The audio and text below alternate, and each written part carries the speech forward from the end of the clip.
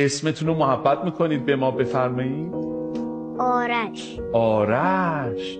آرش خوشتیپه. خوش آمدی آرش. آرش چند سالته؟ 6 سالمه. 6 سال. آرش ویژگیش چیه؟ آرش راستش تیزهوشه.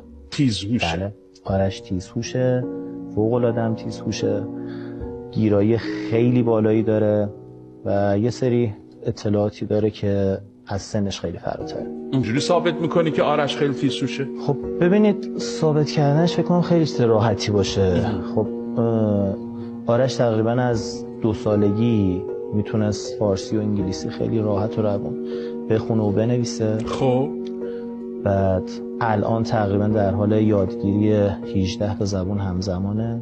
18 تا زبان رو همزمان داره. فعلا تو ابتدای راه، خیلی مسلط نیست. جدول ضرب، تقسیم، کسر، توان و بله. یعنی مثلا بپرسم 5 به آرش 15 به توان 2. 225. حالا شما باریکلا 15 به توان 2 میشه 225. راست میگه. آرش 7 به توان همون 2 رو بپرسم یا 3؟ 7 به توان 2 49. 49. 9 به توان 2 81. 11 به توان 2 121. آفرین.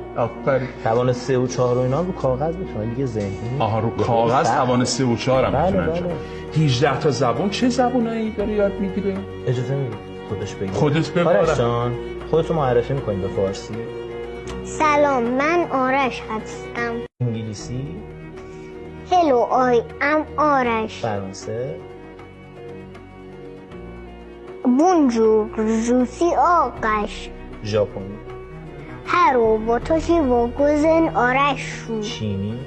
نیهاو ووشی آشن. و یه سری چیزایی دیگه که من خودم هم نمیدونم. میگن که نکنید با بچه این کارو ها. خب بستگی به بچه‌ه داره. من خودم تو بچگیم اگر با ترکم بالا سرم وای می‌سادن میگفتن اینو یاد بگیر، نمیتونستم، تواناییشو نداشتم. خب ولی خب آرش، اولا اینو بگم، آرش خودش خواسته اینا رو یاد بگیره. یعنی من نه بابام انگلیسی و نمیدونم ژاپنی و کره‌ای بلد بود، نه پدر خانومم خدا بیامرز اینا رو بلد. خدا بیامرز. زنده باشیم. آرش خودش خواسته. یعنی مثلا الان آرش داره فیزیک میخونه، شیمی میخونه. شنیدم راجع به جدول مندلیوف و اینها. آره، جدول مندلیوف خیلی اتفاقی اسمشو از داییش شنید. داییش اسمش جدول مندلیوف شنید و دیگه گیر داد که من میخوام یاد بگیرم در عرض 3 روز. در چه حدی آرش جدول مندلیوف بلده؟ آرش جان، عنصر 27م جدول مندلیوف چیه؟ کوبالت. با چی نشون داده میشه تو جدول مندلیوف؟ CO. فاز فیزیکیش چیه؟ جامد. راجبش یکم توضیح میدی؟ من نمیدونم، واسه من توضیح میدی یکم؟ اگه با عنصرهای دیگه ترکیب بشه تا اینکه سمی نباشه دیگه برای درمان سرطان خوبه. چقدر خوبه. بعد عنصر 7م چیه؟ نیتروژن. با چی نشون داده میشه؟ فقط یه دونه N. بعد جزو چه دسته‌ایه؟ جزو دسته ناپلز.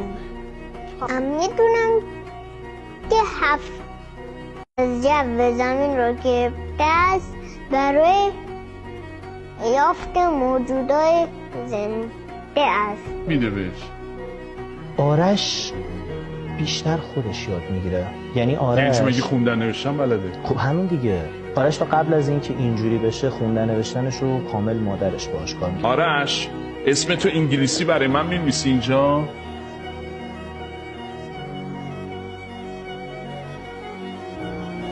چی خوش خط، باریکلا. فارسی هم میتونه بنویسه. فارسیش هم بنویسه آرش. ببین این دستخط آرش ماست. دقیقاً چند سالش میشه؟ آرش 2 مهر رفت تو 6 سال. یعنی 5 سالشو تازه 3-4 روزه که تمام کرده. البته این توانایی همه از 3-4 سالگیه. یعنی همین جدول مندلیوف رو 4 سالگی یاد. جدول مندلیوف رو در 4 سالگی یاد گرفت. بپرسم مندلیوف بازم؟ بله. از از همون اول مبلا بپرس. 5 بور چی؟ بور بور؟ با چی نشونش میدم؟ با فقط یه دونه بی. بی فقط. بعد چی در مورد بی میدونی در جدول مندلی رو؟ میدونم که ضعیفه، یعنی این که نمیتونه برق از تو خودش عبور بده. رسانا نیست. بله، چون که جزوه شبه فلزاست. جزء شبه فلزاته. تازه درود بر شما.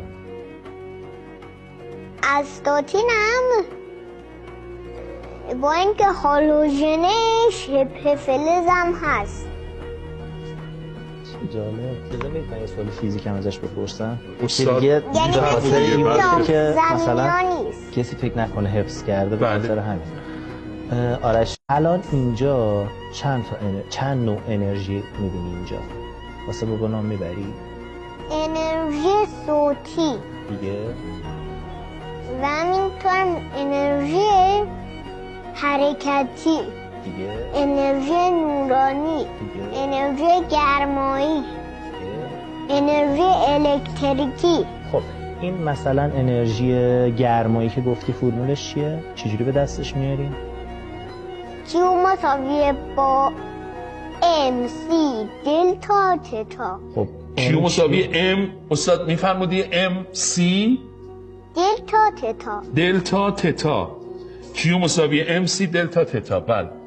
مثلا خب حالا این که به من گفتی ام چیو نشون میده؟ ام گرمو نشون میده. خب دلتا تتا چی بود؟ دلتا تتا یعنی تغییر دما. حرکتیه چی بود فرمولش؟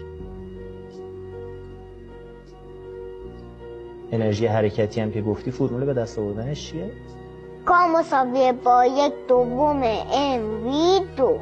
وی چیه قربان؟ سرعت. سرعت هست.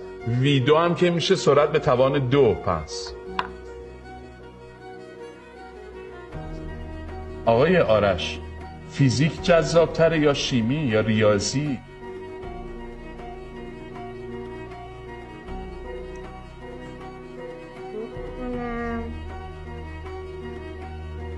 فیزیک به فیزیک. باریکلا بزن قدش.